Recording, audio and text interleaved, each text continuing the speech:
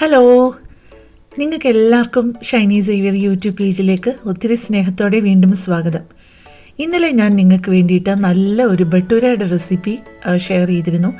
അപ്പോൾ തന്നെ ഞാൻ നിങ്ങളോട് പറഞ്ഞിരുന്നു അതിൻ്റെ കൂടെ കഴിക്കാൻ പറ്റുന്ന നല്ല ഒരു ചണയുടെ റെസിപ്പിയും കൂടെ ഞാൻ പറഞ്ഞു തരാമെന്ന്. അതായത് വെള്ളക്കടല കൊണ്ട് ഭട്ടൂരയ്ക്ക് ചേരുന്ന നല്ലൊരു കറി. ഇനി ഞാൻ അതാണ് നിങ്ങൾക്ക് വേണ്ടി തയ്യാറാക്കുന്നത്. അതിന് വേണ്ടിയിട്ട് ഞാൻ ഓവർനൈറ്റ് ഒരു രാത്രി മുഴുവനും കുതിർത്ത് വെച്ച കടല നന്നായിട്ട് കഴുകിയെടുത്തിട്ട് അത് പ്രഷർ കുക്കറിൽ ഒന്ന് കുക്ക് ചെയ്യാണ്. 1 കിലോ വെള്ളക്കടലയാണ് ഞാൻ എടുത്തിരിക്കുന്നത്. അതിനകത്തോട്ട് ഇപ്പം നമ്മൾ കുക്ക് ചെയ്യാനായിട്ട് ഇട്ട് കൊടുത്തിരിക്കുന്നത് 2 ബേ ലീഫും 3 ഏലക്കയും 1 ഇഞ്ച് വലിപ്പത്തിലുള്ള 3 കറുവാപ്പട്ടയും 8 ഗ്രാമ്പുവും 1 ടീസ്പൂൺ ഉപ്പും ആണ് ഇട്ട് കൊടുത്തിരിക്കുന്നത്. പിന്നെ ആവശ്യത്തിന് വെള്ളം ഒഴിച്ചു കൊടുത്തിട്ടുണ്ട്. നമ്മൾ കടല കുക്ക് ചെയ്യാനായിട്ട് പ്രഷർ കുക്കറിലോട്ട് ഇട്ട് കൊടുത്തു കഴിഞ്ഞ് കഴിഞ്ഞാൽ ആ കടലയുടെ നിരപ്പിലും കുറച്ച് മേലെയായിട്ട് വെള്ളം നിൽക്കണം. ഒരുപാട് അങ്ങ് കൂടണ്ട, അതിനെക്കാട്ടിലൊരു 1/2 ഇഞ്ച് എങ്കിലും പൊങ്ങി നിൽക്കണം വെള്ളം. എന്നിട്ട് ഇതെല്ലാം കൂടെ നന്നായിട്ട് ഒന്ന് ഇളക്കി യോജിപ്പിച്ചിട്ട് നമുക്ക് ഈ കടല കുക്ക് ചെയ്യുന്നത് മീഡിയം ഫ്ലെയിമിലായിരിക്കണേ. ആ മീഡിയം ഫ്ലെയിമിൽ ഒരു 4 വിസിൽ കഴിയുമ്പോൾ നിങ്ങളൊന്ന് ചെക്ക് ചെയ്യണം. എന്നിട്ട് വെന്തിട്ടില്ല എന്നുണ്ടെന്നുണ്ടെങ്കിൽ വളരെ ചെറിയ വേവും കൂടെ ഉള്ളെന്നുണ്ടെങ്കിൽ തുറന്നിട്ട് തന്നെ അങ്ങ് കുക്ക് ചെയ്താൽ മതി. അല്ലെങ്കിൽ ഒറ്റ വിസിലും കൂടെ കേൾക്കുന്നത് പോലെ ഒന്ന് കുക്ക് ചെയ്ത് വെച്ചാൽ മതി. ഇപ്പം ഞാൻ എടുത്തു വെച്ചിരിക്കുന്നത് നമ്മുടെ ചന ഉണ്ടാക്കാനായിട്ട് ആവശ്യത്തിനുള്ള ഗ്രേവി വേണമല്ലോ, അതിനുള്ള അരപ്പ് തയ്യാറാക്കാനുള്ളതാണ് എടുത്തു വെച്ചിരിക്കുന്നത്. 4 മീഡിയം വലിപ്പത്തിലുള്ള സവോളയും 4 പച്ചമുളകും 1.5 ഇഞ്ചിൻ്റെ ഒരു കഷ്ണം ഇഞ്ചിയും സാമാന്യം വലിപ്പമുള്ള 8 അല്ലി വെളുത്തുള്ളിയുമാണ് എടുത്തു വെച്ചിരിക്കുന്നത്. ഇതെല്ലാം കൂടെ നമ്മുടെ മിക്സി ജാറിലിട്ട് ശരിക്കൊന്ന് അരച്ചെടുക്കാനുള്ളതാണ്. അപ്പോൾ അതെല്ലാം ഒന്ന് ചെറുതാക്കിയാൽ മതി, അല്ലാതെ തീരെ കുഞ്ഞായിട്ട് അരിഞ്ഞുകൊണ്ടിരിക്കുകയൊന്നും വേണ്ട. നിങ്ങൾ കണ്ടല്ലോ, കുറച്ച് വലിയ കഷ്ണങ്ങളായിട്ടാണ് എല്ലാം ഇട്ടിരിക്കുന്നത്. അത് നമുക്ക് അരയ്ക്കേണ്ടത് അല്ലാതെ തന്നെ വെള്ളം ഒഴിക്കാതെ തന്നെ അരയുമെന്നുണ്ടെന്നുണ്ടെങ്കിൽ അങ്ങനെ അരയ്ക്കുക. അല്ലെങ്കിൽ വളരെ കുറച്ച് വെള്ളം ഒഴിച്ചിട്ട് അത് നന്നായിട്ടൊന്ന് അരച്ചെടുക്കുക, നല്ല പേസ്റ്റ് പോലെ.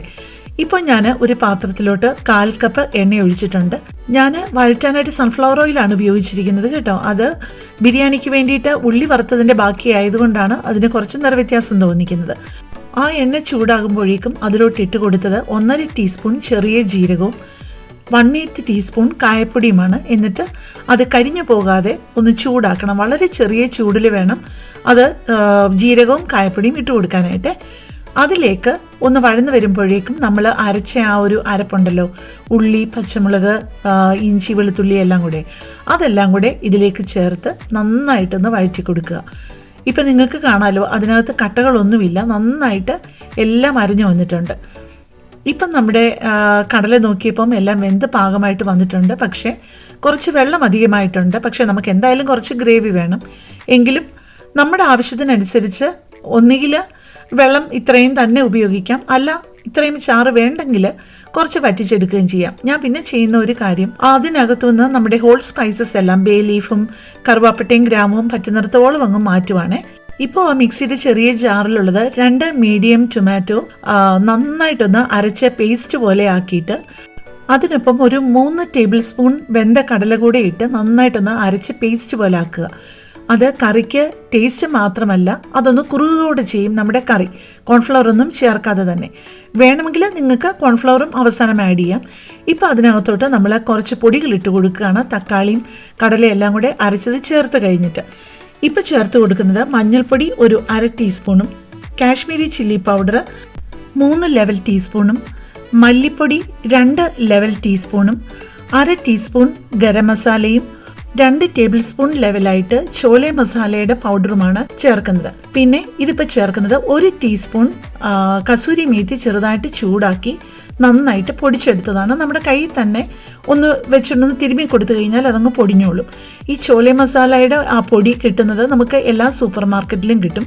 അതുകൊണ്ട് ചേർക്കുമ്പോഴാണ് ഒരു പ്രത്യേക ഒരു ടേസ്റ്റ് ഉണ്ടാകുന്നത്.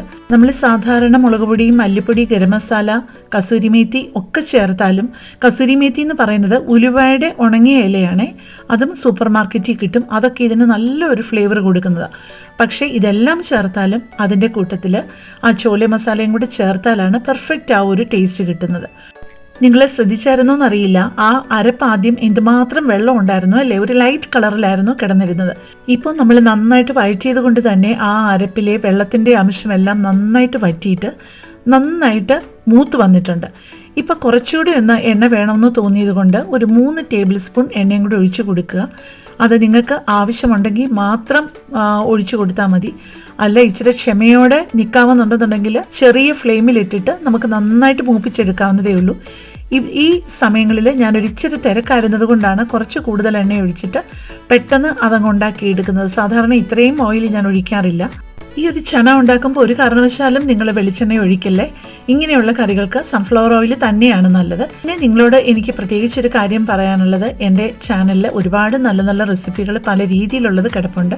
അപ്പോൾ നിങ്ങൾക്ക് സമയം കിട്ടുമ്പോൾ അതെല്ലാം ഒന്ന് ചെന്ന് ചെക്ക് ചെയ്യണേ.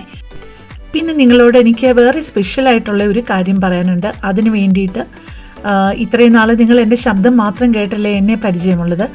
അപ്പോൾ നിങ്ങളോട് എനിക്ക് നേരിട്ട് കുറച്ച് കാര്യങ്ങൾ എനിക്ക് പറയാനുണ്ട്. നിങ്ങളോട് കുറച്ച് കാര്യങ്ങൾ ഷെയർ ചെയ്യാൻ വേണ്ടിയിട്ട് ഞാൻ ഒരു വീഡിയോ എടുത്തു വെച്ചിട്ടുണ്ട്. അത് ഞാൻ മൺഡേ പോസ്റ്റ് ചെയ്യാം. അപ്പോൾ പറ്റുന്ന എല്ലാവരും അതൊന്ന് കാണണം. എനിക്ക് നിങ്ങളോട് കുറേ കാര്യങ്ങൾ പറയാനുണ്ട്. ഇനിയും ഇപ്പം ഇടയ്ക്കിടയ്ക്കെങ്കിലും എനിക്ക് നേരിട്ട് നിങ്ങളോട് വന്ന് സംസാരിക്കണമെന്നും ചില വിശേഷങ്ങൾ പറയണമെന്നും യൂട്യൂബ് പുതിയതായിട്ട് തുടങ്ങിയവർക്ക് വേണ്ടിയിട്ട് എനിക്ക് പ്രയോജനപ്പെട്ടിട്ടുള്ള കുറേ കാര്യങ്ങൾ നിങ്ങളോട് പറഞ്ഞു തരണമെന്നും ഒക്കെയുണ്ട്. അപ്പോൾ അതിനൊക്കെ ആയിട്ടാണ് ഞാൻ ആ വീഡിയോ ഷെയർ ചെയ്യുന്നത്. പിന്നെ എൻ്റെ കുറച്ച് സന്തോഷങ്ങൾ പറയാനും വേണ്ടിയിട്ടും. അപ്പം മൺഡേ പറ്റുന്നുണ്ടെന്നുണ്ടെങ്കിൽ എല്ലാവരും അത് കാണണേ. ഇപ്പം നമ്മുടെ അരപ്പെല്ലാം നന്നായിട്ട് വഴന്ന് അതിൻ്റെ പച്ചച്ചവയൊക്കെ മാറി നല്ല ഡാർക്ക് കളറായിട്ടുണ്ട് അരപ്പ്. ആ അരപ്പിലേക്ക് നമ്മൾ കുക്ക് ചെയ്ത് വെച്ചിരിക്കുന്ന കടല അതിൻ്റെ വെള്ളത്തോടു കൂടി തന്നെ, ഒട്ടും വെള്ളം ഞാൻ വറ്റിക്കാനൊന്നും നിന്നില്ല. കാരണം നന്നായിട്ട് ചാറുള്ളതാണ് ഈ ബട്ടൂരയൊക്കെ മുക്കി കഴിക്കാനായിട്ട് നല്ലത്. ഈ കറി ബട്ടൂരയ്ക്ക് കഴിക്കാം, ചപ്പാത്തിക്കോ ഇടിയപ്പത്തിനോ അപ്പത്തിനോ പുട്ടിനോ ഒക്കെ കഴിക്കാവുന്നതേ ഉള്ളൂ. ചോറിന് അത്ര നല്ലതല്ല. പക്ഷേ ഏറ്റവും നല്ലത് ബട്ടൂരയ്ക്ക് തന്നെയാണ്, ബട്ടൂരയ്ക്കും ചപ്പാത്തിക്കും. എന്നിട്ട് ഇതെല്ലാം കൂടി ഇട്ട് നന്നായിട്ട് ഒന്ന് ഇളക്കി യോജിപ്പിച്ച് ഈ ചെറിയ തീയിൽ കുറേ നേരം ഇടുക. അപ്പോഴേക്ക് ഒരു 10 മിനിറ്റ്, കുറേ നേരം എന്ന് വെച്ച് കഴിഞ്ഞാൽ ഒരു 10 മിനിറ്റ് ചെറിയ തീയിലൊക്കെ ഇടുമ്പോഴേക്ക് ഈ കടലയിലോട്ടും അതിൻ്റെ ആ ഒരു മസാലയൊക്കെ നന്നായിട്ട് പിടിക്കും. അപ്പോൾ ആ സമയത്ത് തന്നെ നമുക്ക് ഉപ്പ് ആവശ്യത്തിനുണ്ടോ എന്ന് നോക്കുക. ഉപ്പ് ഇല്ല എന്നുണ്ടെന്നുണ്ടെങ്കിൽ ഉപ്പ് ആവശ്യത്തിന് ഇട്ട് കൊടുത്തിട്ട് കുറച്ച് മല്ലിയില അരിഞ്ഞത് നമുക്ക് ആവശ്യമുണ്ട്. മല്ലിയില പൊടിയായിട്ട് അരിഞ്ഞിട്ട് അതും ഇതിലോട്ട് ചേർത്ത് ഇളക്കി കൊടുക്കണേ. ഞാൻ നിങ്ങളോട് പറഞ്ഞല്ലോ 1/2 കിലോ വെള്ളക്കടലയാണ് കുതിർത്ത് ഞാൻ കറി വെക്കുന്നത്. അത് കുറച്ച് വലിയൊരു ക്വാണ്ടിറ്റിയാണ്. നിങ്ങൾക്ക് കുറച്ച് മതി, ഒരു 250 ഗ്രാം മതിയെങ്കിൽ ഇതിൻ്റെ നേരെ പകുതി അളവെടുത്താൽ മതി. ഇപ്പം ഞാൻ മല്ലിയില അരിഞ്ഞത് അതിലേക്ക് ഇട്ടിരിക്കുന്നത് 1/2 കപ്പാണ് അരിഞ്ഞത് ഇട്ടിരിക്കുന്നത് കേട്ടോ, കുഞ്ഞായിട്ട് അരിഞ്ഞിട്ട്. ഈ 500 ഗ്രാം എടുത്തിരിക്കുന്നത് ഞങ്ങൾക്ക് ഒരു 2 ദിവസത്തേക്കും വേറെ ഒരു ഫാമിലിക്ക് കൊടുക്കാനും വേണ്ടി കൂടെയാണ് ഇത്ര അധികം ഉണ്ടാക്കിയിരിക്കുന്നത്. അപ്പം നിങ്ങൾക്ക് ഇതിൻ്റെ പകുതി മതിയെന്നുണ്ടെന്നുണ്ടെങ്കിൽ ഇതിൻ്റെ നേരെ പകുതി അളവ്, ഞാൻ പറഞ്ഞതിൻ്റെ നേരെ പകുതി അളവ് അങ്ങ് എടുത്താൽ മതിയേ. ഇപ്പോൾ വേറൊരു പാത്രത്തിൽ 1 ടീസ്പൂൺ നിറച്ച് നെയ്യാണ് ഒഴിച്ചു കൊടുത്തിരിക്കുന്നത്. അത് നന്നായിട്ടൊന്ന് ചൂടായി വരുമ്പോഴേക്ക് അതിലോട്ട് ഒരു 2 പച്ചമുളക് മുറിച്ചതും ഒരു 1/4 ഇഞ്ചിൻ്റെ ഒരു കഷ്ണം ഇഞ്ചി കുഞ്ഞായിട്ട് അരിഞ്ഞതും കൂടെ ഇട്ടൊന്ന് താളിച്ച് കൊടുക്കുകയാണ്.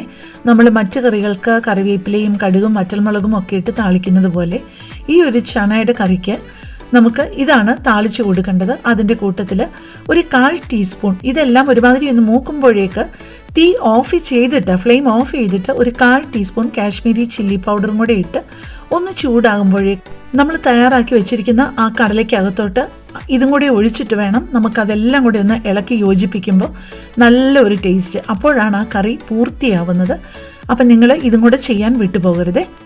ഈ ഒരു കടലക്കറി ഉണ്ടാക്കുന്നതിന് കുറച്ചധികം സ്റ്റെപ്സ് ഉണ്ടെന്നുണ്ടെങ്കിലും വലിയ മെനക്കേടൊന്നുമില്ല. പക്ഷേ അഥവാ ഇച്ചിരി മെനക്കേടുണ്ടെന്നുണ്ടെങ്കിലും അതിന് തക്ക ഒരു ടേസ്റ്റ് ഈ കറിക്കുണ്ട്. അതുകൊണ്ട് ഒരു പ്രാവശ്യമെങ്കിലും നിങ്ങൾ ഇതൊന്ന് ട്രൈ ചെയ്ത് നോക്കണം ബട്ടൂരയുടെ കൂട്ടത്തിൽ. അപ്പോൾ ഞാൻ നേരത്തെ പറഞ്ഞതുപോലെ മൺഡേ ഞാനൊരു സ്പെഷ്യൽ വീഡിയോ പോസ്റ്റ് ചെയ്യുന്നുണ്ട്. നിങ്ങളോട് എനിക്ക് കുറച്ച് കാര്യങ്ങൾ പറയാനുള്ളത്, അത് കാണാൻ മറക്കല്ലേ. അപ്പം നമുക്ക് നാളെ വേറെ നല്ലൊരു വീഡിയോയുമായിട്ട് കാണാം. താങ്ക്